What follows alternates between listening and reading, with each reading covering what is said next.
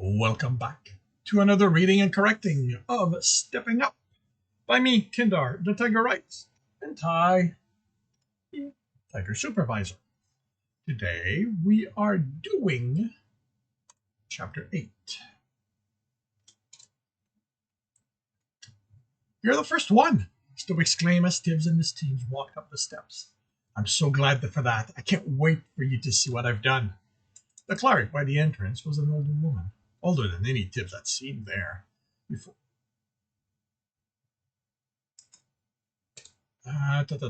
Older than any Tibs seen there. Oh, this is going to be the end of the phrase.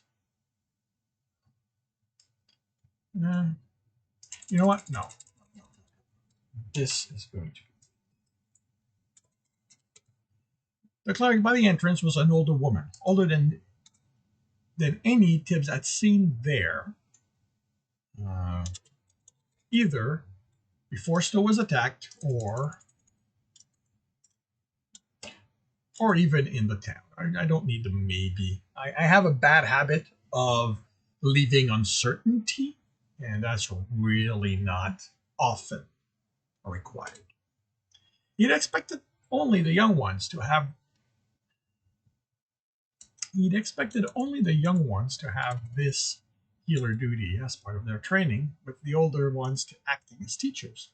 It was how it had been for the runners when Tibs was sent here. They didn't need guards to ensure they stayed. The cleric Tibs had tried to speak with all believed in purity in a way that made him stop trying. She looked at them over with an attentiveness not matched by the guards on either side of the door, a man and a woman, in the green and black of Harry's people, who looked more bored than anything else. Her so pale eyes narrowed, unsettling on Cumdar, and she sighed in resignation before placing a hand on his shoulder. Tibs sensed essence flow, knowing it was purity only because it was the only element she could manipulate. No one but him had more than one element. He couldn't perceive the details of what she did, only that the essence entered Cumdar where she touched him and concentrated on his injuries. He knew it spread throughout the body from experiencing this kind of healing, but he couldn't make that out among Cumdar's darker essence. He straightened. This will have to be clarified. Cumdar straightened, no longer needing the staff for support. I thank you, my Lady of Light, he said with reverence that surprised Tibs until he noticed the amusement in his eyes at how she narrowed her eyes at him even more. He was the only one needing healing, so she nodded to the guard and Tibs followed Jackal to the dungeon. If you give me a nickname, Tibs warned, I will stab you. I'm still stuck with the one Bardic gave me. It is the name of her family, Cumdar replied. Of the Light is the one of the family's duty-bound to come to dungeons and heal. How do you know that? Tibs was distracted by the wall in the hallway. Tibs was distracted by the wall in the hall leading to the first room. Something was different about them, other than the hall being wider now. The lights were in the same place. Stone was the same earth-red color that matched the outside, and was only slightly darker than the eye color of those who had earth as their element. Oh, Tibs, the darkness cleric replied, amused.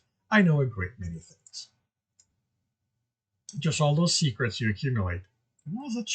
The walls shifted to gray as they approached the trap room, and Tibs decided his impression was from being away so long, or maybe from the previous changes being obvious each time Tibs came in. Of course, that too.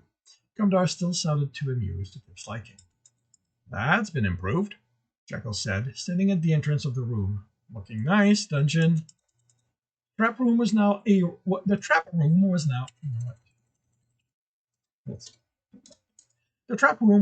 room, and no a smoothed-out cave. The walls were interlocking flat stone, just like the floor, going up maybe 3 times the fighter's height. Unlike the floor, the tiles on the wall had designs on them, and Tibs recognized those that used to be on the floor. As he wondered where the spears would come out from, he realized that the 3 walls he could see were identical in how the tiles on them were arranged, and He thought they matched where the triggers were located on the floor. Then he noticed how many of the tiles had gaps where the spears could come from. Knowing where they came from would be more difficult, but the observant rogue would notice how each path,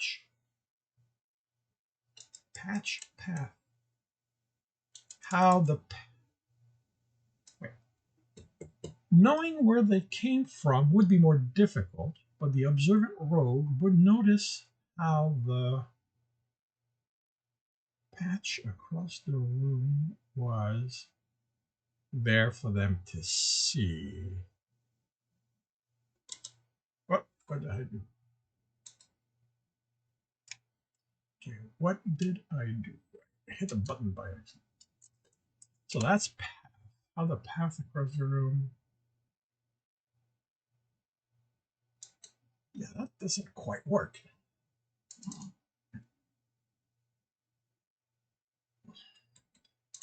Then you notice how many of the tiles had gaps where the spears would come from.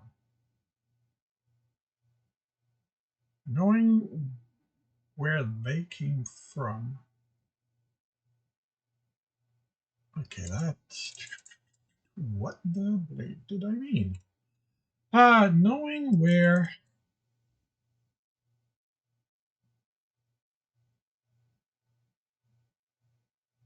Okay, this has to be the spears. Knowing where the spears came from would be more difficult.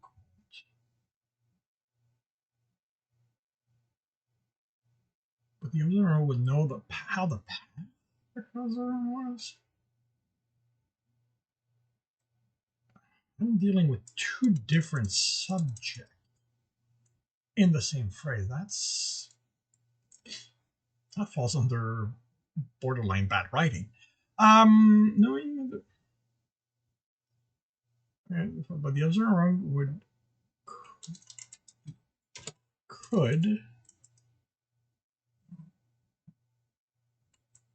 use the walls to make out the path across the room and avoid triggering them.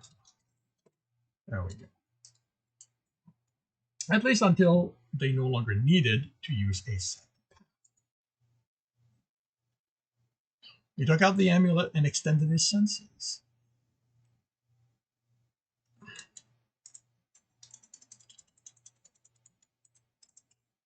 His range. Now let him reach the other side of the... What? Of the room, which made it about double the last time he'd been here. He'd notice his larger... Yeah, I think this is... Okay, this is what happens with having 2 days, because I've already dealt with that in the previous chapter.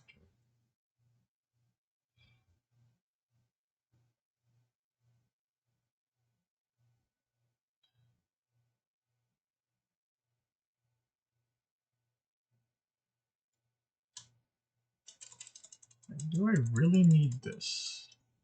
You know this is a larger range or something, but he didn't know if it was a result of denser centers. Yeah, that's been dealt with.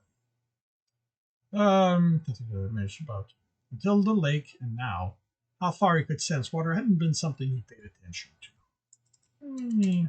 I suspect when this goes to the editor, it's gonna want me to adjust that, but for now it works. He sighed, attracting the other's guys. I need to start thinking of everything as a form of training. Again. You shouldn't stop doing that. Miss said everything's a form of training. He's right, Serena said reluctantly. Just make sure you have fun doing it. Chico said, like with your excursion into the certain houses at night. Tibs flexed his hand, the ache in it reminding him there wouldn't be any of those for a while. The air was dry, but there was essence. There was water essence in it. More than he expected, for how dry it was. A subtle way that reinforced what Alistair told them. Essence wasn't a representation of the world. Instead of pulling on the amulet, he spread his reserve, pulling on the essence around him, refilling his reserve so he could keep extending his essence until he had a sheet of water essence in the air, the width of the room. He smiled as he extended his hand into the room above the sheet, then snapped his fingers as he made the essence liquid. It splashed on the floor, and he kept it from landing on them. It was less than he'd expected. Tibs is becoming a showman, Chairman Jekyll said with a groan. The coating on the floor was barely visible. Don't listen to him, Stowe said. I like showmanship. Is your amulet empty? Kirina asked, concerned. I didn't use it. Tibs crouched and looked at what he'd done. He'd expected more. He would have to learn to judge what the essence around him represented. If he'd tried this as part of a fight, his attack would have been insignificant. Still, there was enough there for their purpose. He took hold of the water on the floor and lost his concentration as Kirina pulled him up into a hug. You figured it out! Once over the surprise, he chuckled and hugged her back. I did, and now I'm going to have to train myself so this kind of distraction doesn't break my concentration. Sorry. She still grinned as she let him go. I'm missing something, Jekyll said. Jekyll raised a hand to forceful comments. I know, when I'm not. Oh, okay. I know whenever am I not? So why don't we skip the... Wow. How did that... It digs at my intelligence and just explain things to me. I couldn't sense and manipulate at the same time. Kirina, Mez, and even you figured it out a while back. It was annoying because without it, I couldn't do anything without having the amulet. I worked it out yesterday. Chuckle. It was so easy once I understood it. I understood that. Yeah, damn it. It was so easy.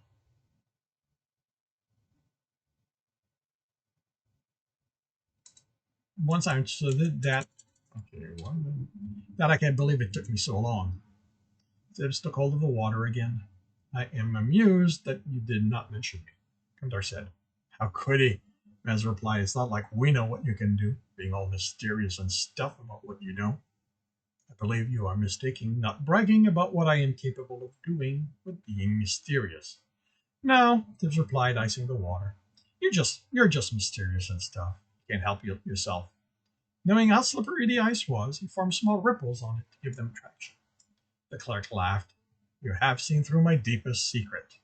Somehow I know that, Mez grumbled. Tibs stepped into the room and studied the walls. The tiled walls made it so the cache was no longer obvious to him, but he still found it. He ran a hand over the stone. It was a set of 9 with a gap slightly larger around the hole. He pressed it and it clicked. When he moved his hand back, it moved with it until he could take it out. Instead, he checked the traps. He wouldn't die because he was overconfident on his first day back, in the first room of the dungeon. He removed it and smiled at what it contained, a pair of shoes. He studied the walls for traps before reaching in for them. He recognized the way the essence was woven through them, his solid shoes. He held them against his chest, realizing how much he'd missed them, his first magical item, found more or less like this time, the first time opening the cache in this room. He'd lost them when he walked into a room filled with fire. I'm keeping them, he told the others once he joined them on the other side of the room. The boulder room gave them no problem, even if the number of rats had increased. Tibs took pleasure in cutting them as he crossed it. The warrant room was the same, more creatures, but not particularly difficult. Jekyll looked the room over as Kirina unlocked the door. This is going to give the Omega teams a lot of trouble. Only if they don't work together, Mez said. That's the secret to this floor. It's forcing us to learn to work with strangers and people we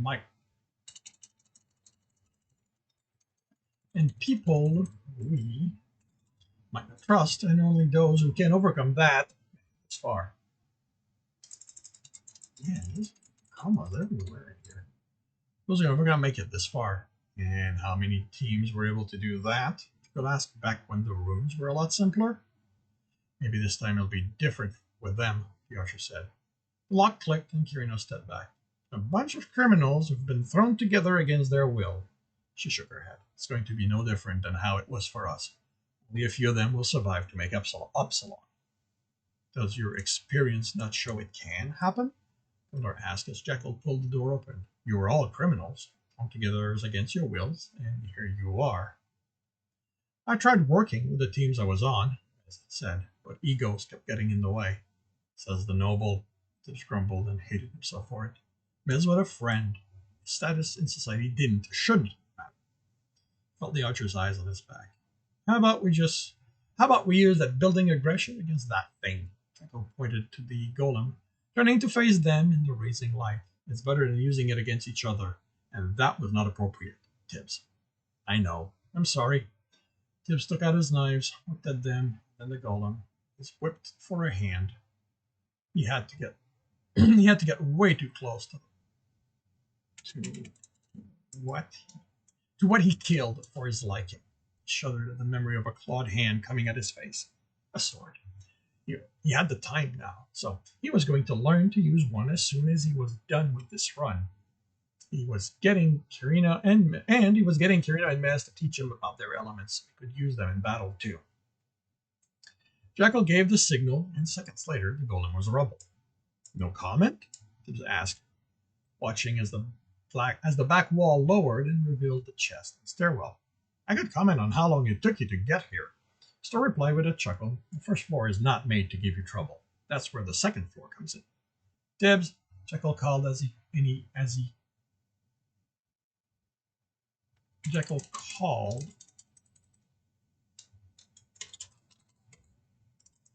and he caught the amulet lobbed in his direction. It was identical to the one in his pouch, which he'd also gotten from the dungeon. 2 more, and you get a full set out of this run. Only if there's nothing more important you guys want. I think we need to give you priority until you have 4, Miss said.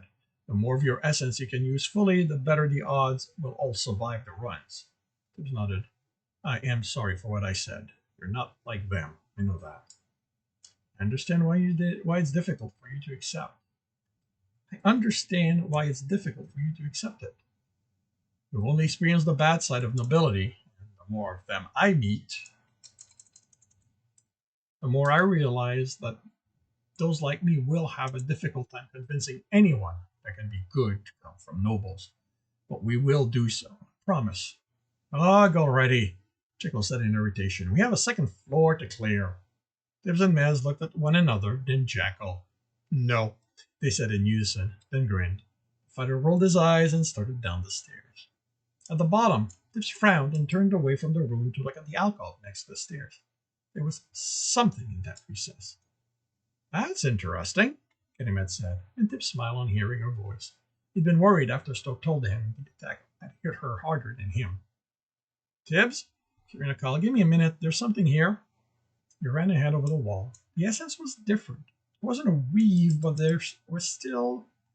Minutes up, Jekyll called. Unless you found loot, we know there's some on the other side of this room, and we need you to get across. Tibs ran a hand on the wall. I will figure this out. I know, Stowe answered. I'm surprised you could tell there's something there, Kenny said. Stowe was really careful. Tibs thought about how the essence had felt as he reached the edge of the pool. The essence isn't quite the same as the rest of the wall. Do you want me to lower you to the water? Jekyll asked, trying not to smile. You dropped me last time. Only after you iced the water. You lost the fight and the smile formed. Jack was planning something. Fortunately, Tibs no longer needed the fighter's type of help.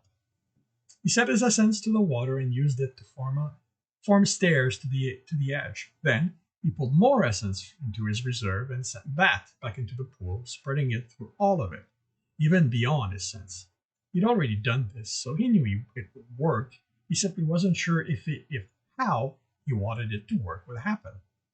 Jekyll took a worried step back as Tibs raised his hand between them. I'm good.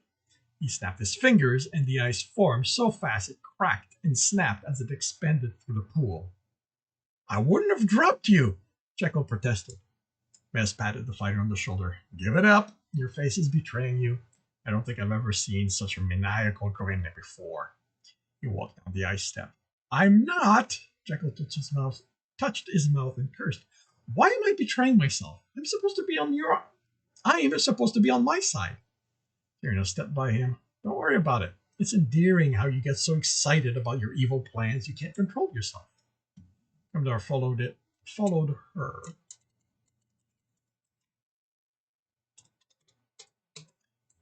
I would simply ensure you do not make such plans while in the presence of someone who would truly be angered by them. It's kind of amusing to watching you try. Tibs followed them down the stairs. The way the ice broke took care of the problem with it being slippery. But I'm Jackal, the fighter insisted, following him. I'm supposed to be evil without anyone realizing it. This should be, you can't. You can't. Jackal, Tibs replied, you're too nice. I am not nice. Jackal pouted, then grinned. Tibs rolled his eyes, but a shudder through the ice cut off his reply. Did you do that? Jackal asked, alert in the following calm. No. Tibs sensed through the ice. The floor was within his range, as were the walls on each side, and run! He pointed to the other side as he ran in that direction. The ice shook again, and Tibs felt the pressure the floor exerted on it, as well as the cracks forming below as a section of the floor pushed against it. He cursed at shorter range when it came to Earth essence. Hurry! The ice was being pushed against by another section of the floor. He hardened as much as he could, but he was fighting against snow. He wasn't going to keep this from happening. Where the ice stairs were, the ice exploded as that section of the floor erupted. More sections were pushing against the ice, and they were catching up to them. Another pillar exploded behind him. Earth up, he told the fighter as he felt the pressure built ahead of them. This isn't going to be fun. He should have put earth in his amulet, now that he knew how to draw water and use it. He practiced with his other element. There were so many things he needed to do. The ice cracked under their feet as they approached the end of the section. They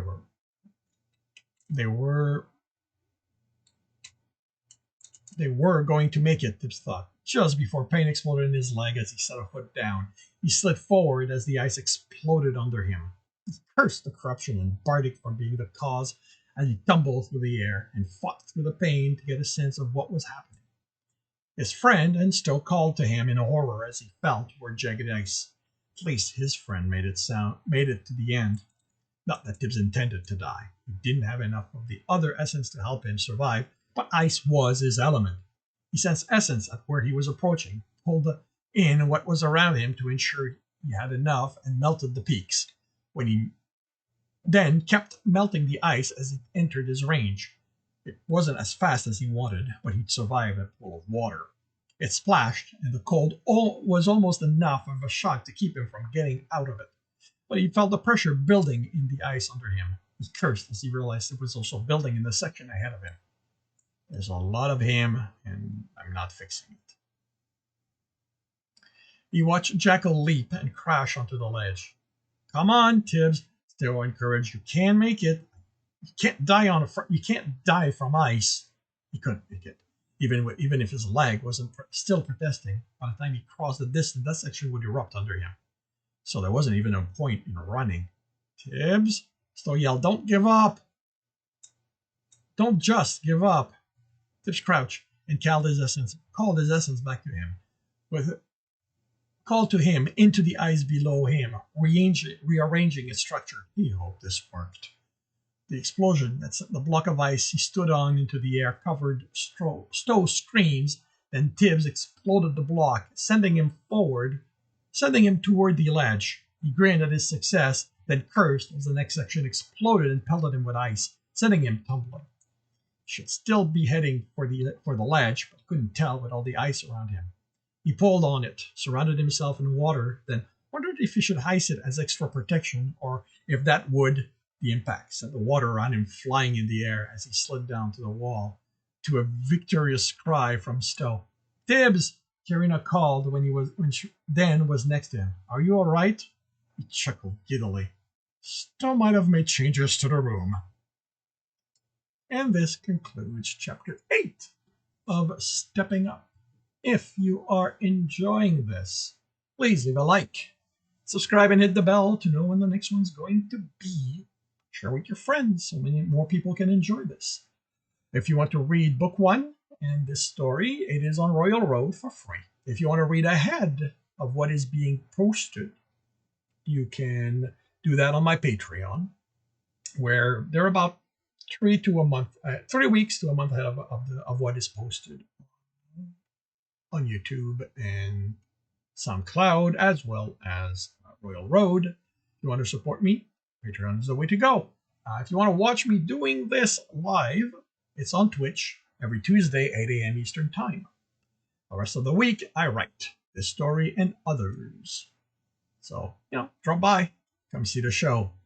And with that, I shall wish you a good day.